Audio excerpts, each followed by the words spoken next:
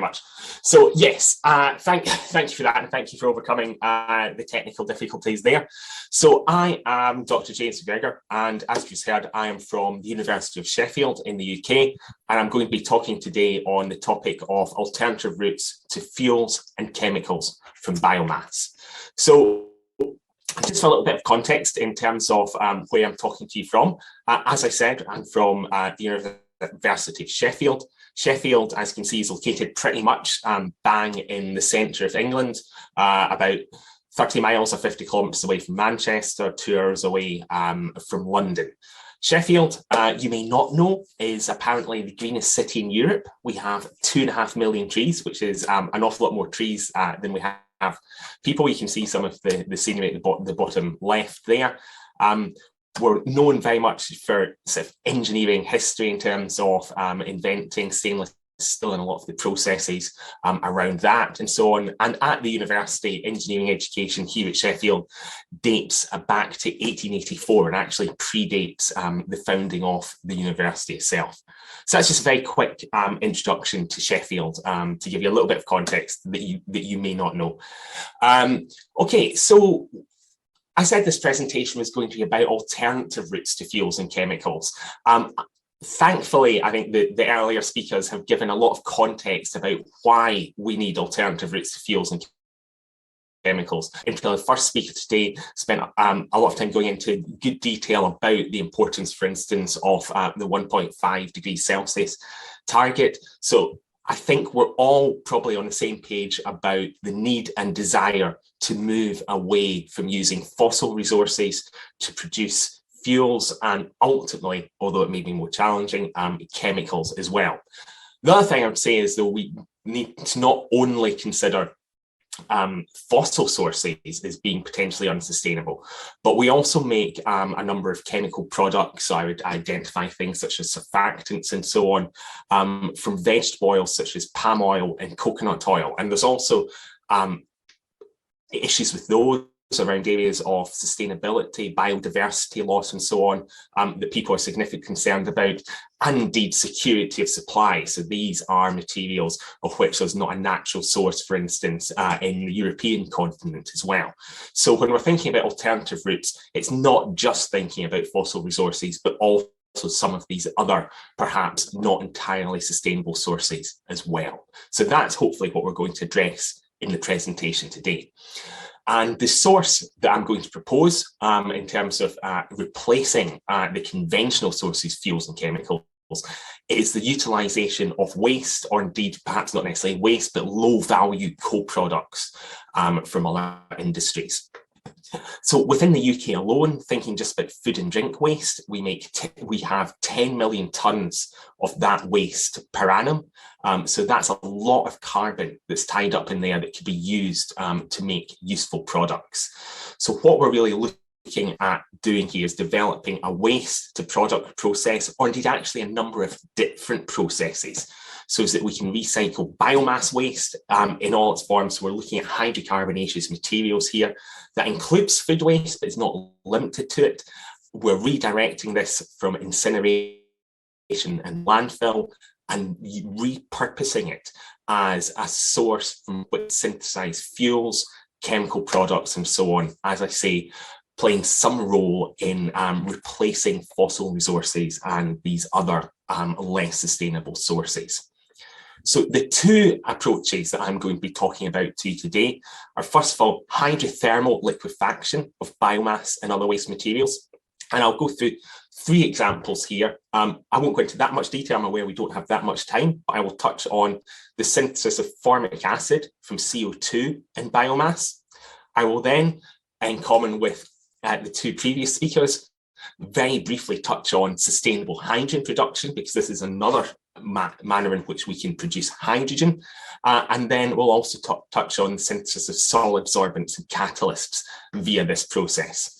The second approach that I'll talk about is something a little bit different, and that is the conversion of biomass waste via black soldier fly larvae. And I'll explain a little bit more what I mean by that when we get to that point in the presentation.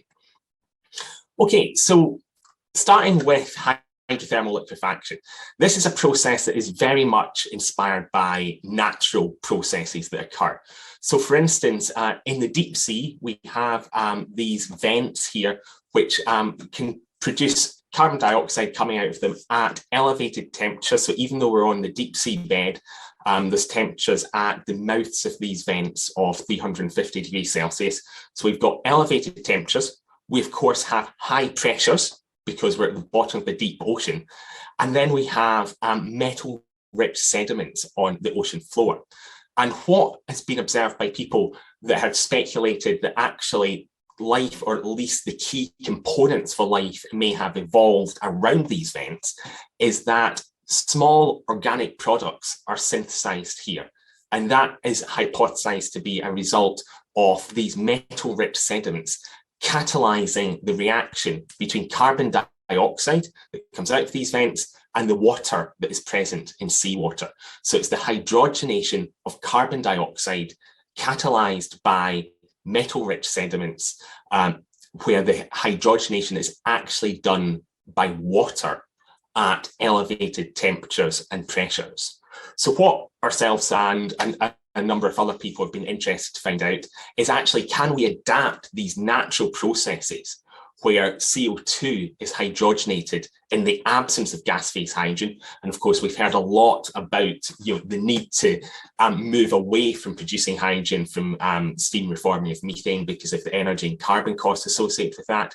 So can we mimic these processes to hydrogenate carbon dioxide to useful organic products using simply water at elevated temperature and pressure in the same way that happens in these deep oceanic vents?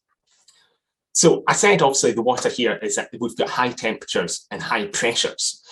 So the water, of course, is liquid phase water, even though it is at these elevated temperatures. And that's because we're also at these elevated pressures.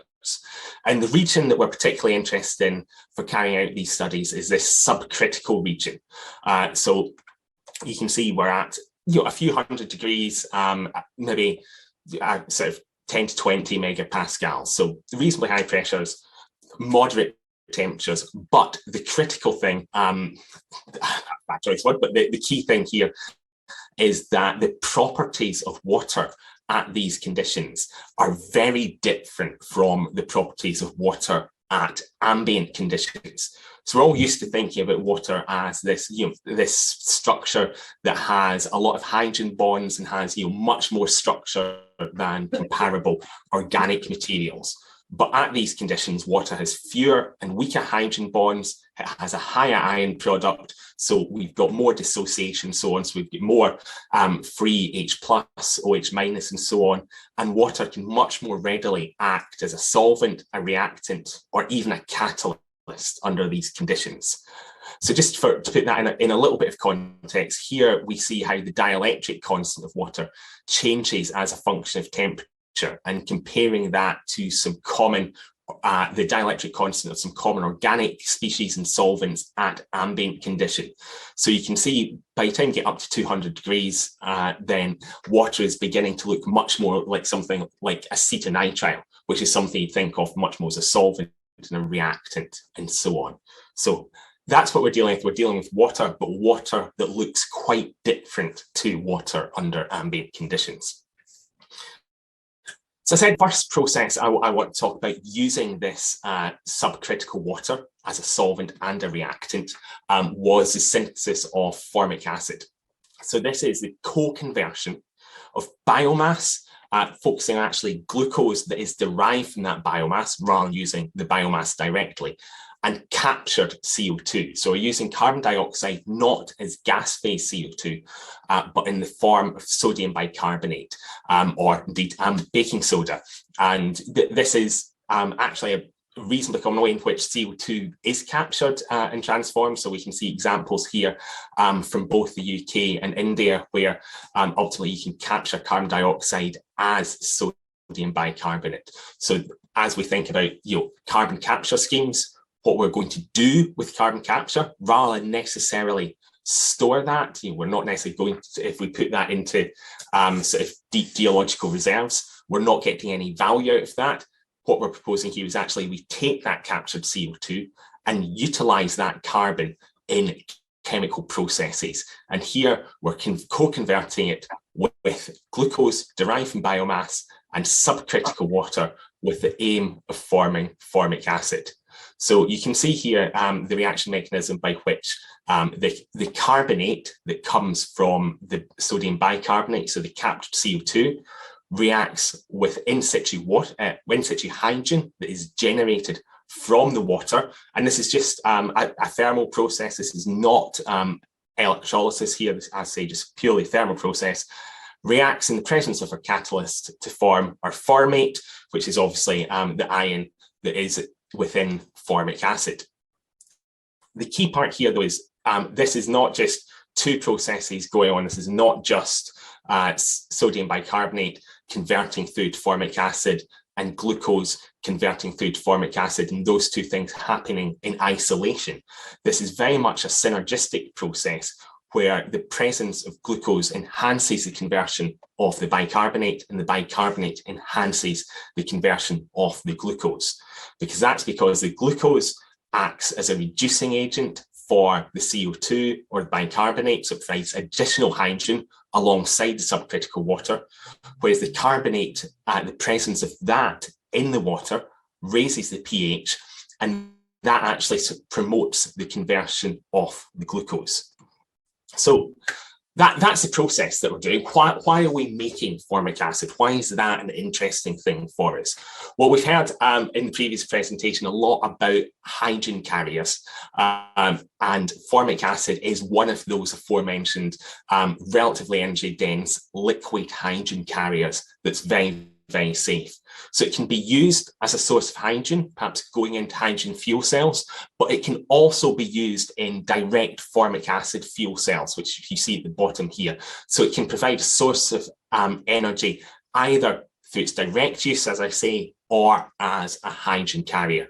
And of course, it also has a number of other uses at present without even thinking about, the new energy economies to come. For instance, it's used as a preservative, an antibacterial agent, and so on. So that's what we want to do. How do we actually go about that? Well, what we use here, as I alluded to a couple of slides ago, is a nickel catalyst.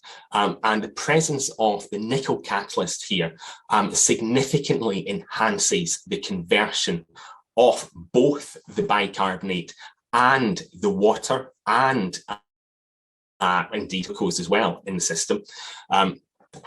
And you can see from the graph on the right here, comparing the uncatalyzed system to that catalyzed by nickel, we essentially have a more than twofold increase in the production of formic acid, which is indicated by the yellow bars there, the presence of the formate ions. Indeed, we also make a number of additional organic acids within this reaction. The nickel catalyst does act as a catalyst. It is actually remaining unchanged during the reaction according to post-reaction studies. And we can also see, as I've alluded to before, that both the glucose and the sodium bicarbonate contribute to the formate yields, as we see that from carbon-13 labelling studies.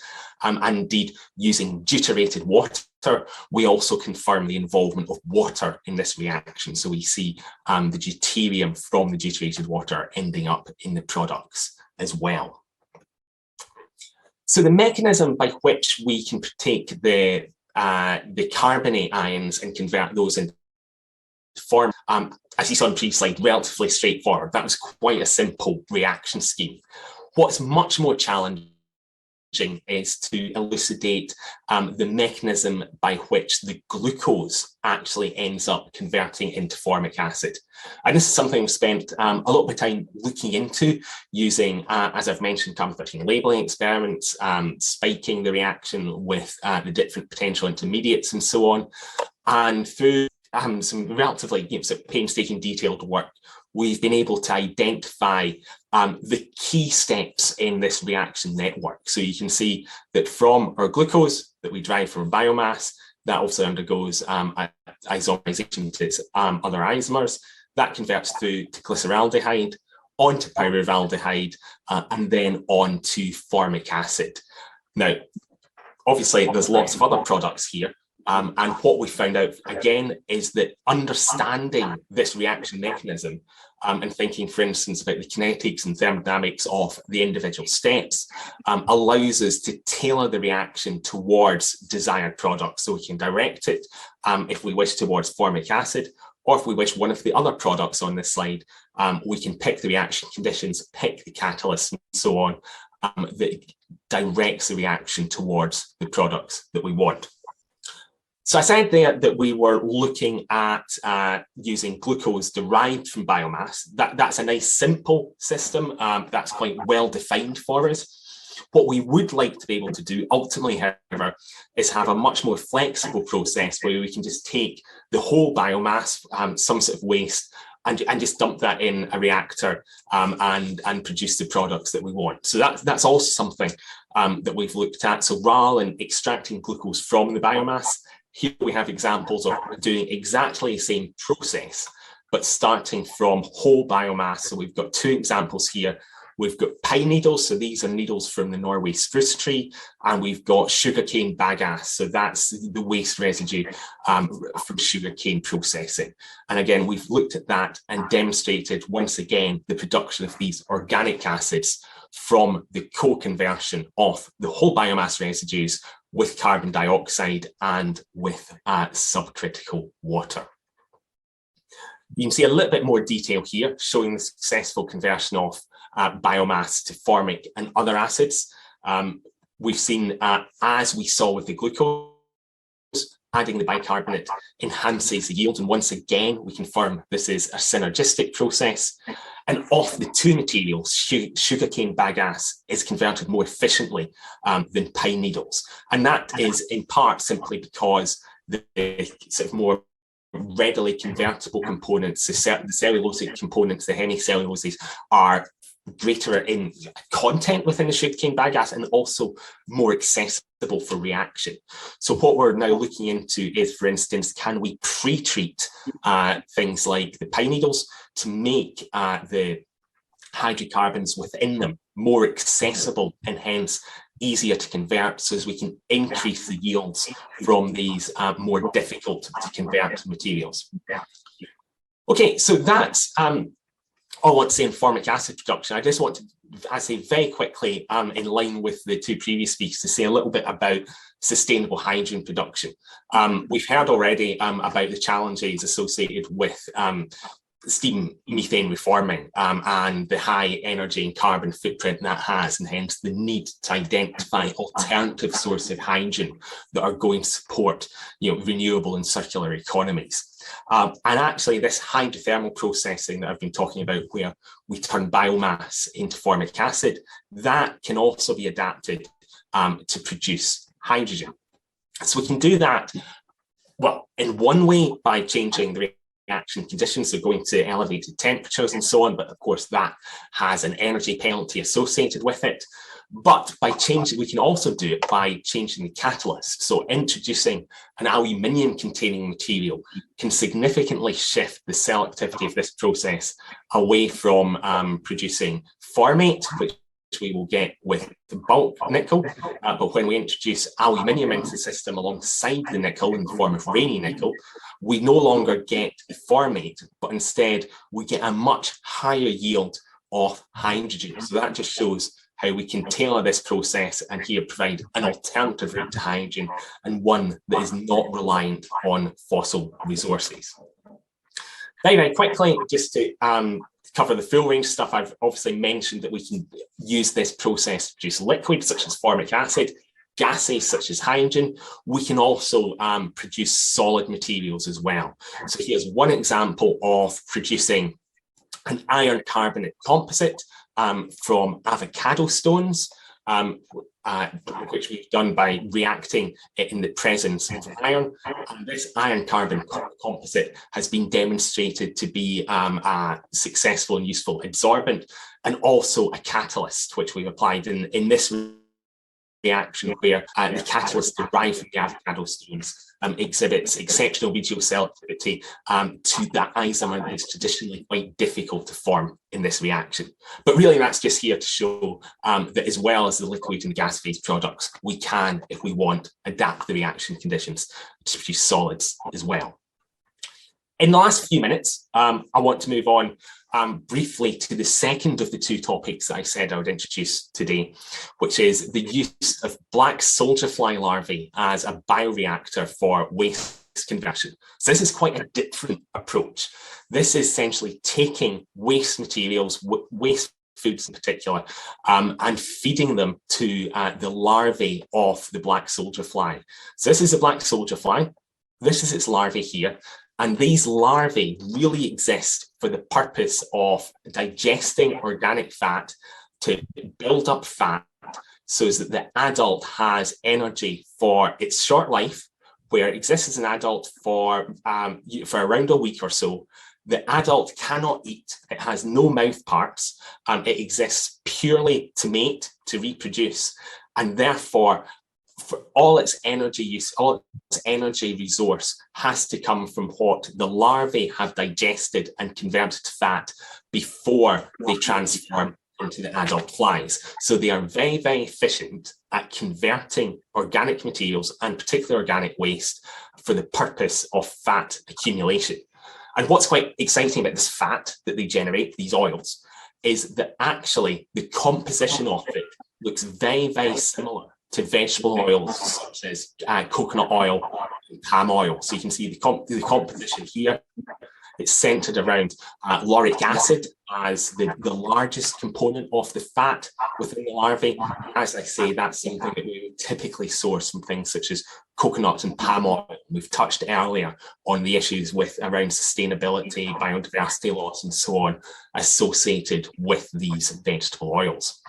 So the process that we are suggesting here is that we take waste, for instance, food wastes, agricultural wastes, and ultimately feed those to the larvae. This is a process that is already happening in the UK. One of our major supermarkets is rearing black soldier fly larvae on its own food waste that it produces from its farms. And that's ultimately to rear the larvae for, in its case, chicken feed. But obviously, as we've alluded to, we can use it for other processes. I said, depending on the waste, we may want to pre-treat it in the same way that we mentioned for the pine needles before in the hydrothermal liquefaction. We may want to pre-treat the waste to make the cellulosic components more accessible for the larvae to consume. The larvae then take the waste and internally biocatalytically convert that within their own bodies to the lipids, that's the fats, also protein, which is why it's used for chicken feed by the supermarket, and also chitin, which forms the exoskeleton. We can then take that material, take the fly larvae, separate into its different components and produce pure fractions of the organic acids. We can then use these as a feedstock, as a resource to make the types of compounds that we currently make from palm and coconut oil. And these can include things like surfactants. We can also make things like biodiesel. And of course, we can take the other components, the things that aren't the fats, the proteins and the chitin and so on, and convert those into useful materials as well. And just to give two very quick examples of how we've utilized this. The first one is producing biodiesel, obviously for use as a hydrocarbon fuel from the fats derived from the black soldier fly larvae. Just a very conventional esterification reaction here. And you can see the composition of the biodiesel derived from the black soldier fly larvae oils is very similar to that of conventional biodiesel derived from vegetable oil. So you can see the methyl laurates there, the methyl palmitate as well. So we're getting something that is a very effective biodiesel from the black soldier fly larvae. Perhaps more interesting, we can then take that biodiesel, if you like, the FAMEs, the fatty acid methyl esters that are synthesized from, that are produced from the black soldier fly larvae, and convert those into higher value compounds. And the examples we're giving here are surfactants, where we can make sodium alkyl sulfate, which is a very, very widely used surfactant. If you take many of your household products, have a look at the ingredients list, you will see that sodium alkyl sulfates appear on those ingredients list. This is a toothpaste tube, and you can see sodium lauryl sulfate. So that's the C12 one, which of course is what we get from the black soldier fly larvae as a key ingredient in this toothpaste. And you'll see that if you look at your own sort of household products that contain surfactants, you'll see these cropping up all the time. So we can make those. We've also demonstrated the production of methyl sulfonates, ester quartz, alcohol ethoxylates, dimethylalkyamines, all these sort of very common and very widely applied and higher value surfactants. So we can actually use the black soldier fly larvae as an alternative feedstock for the production of these sort of compounds. So I just want to finish up there just with a few sort of overarching conclusions. I think we've seen from all of the talks today that there is clearly a demonstrable need to find alternative routes to fuels and chemicals that do not rely on fossil carbon or other less sustainable resources. Hopefully, I've demonstrated that biomass, and particularly waste biomass, can provide a more sustainable source of carbon for the production of these compounds. And we've looked at two examples there: hydrothermal processing, which can produce fuels and other liquid products and energy carriers and so on.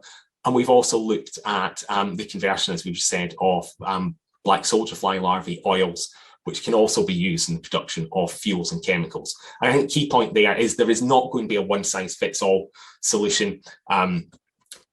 These hydrothermal processing will play a role. Some of the other hydrogen technologies that we've heard about today will play a role. BSL may well play a role, but we have to have a number of different potential solutions to tackle this, this very, very significant problem and challenge.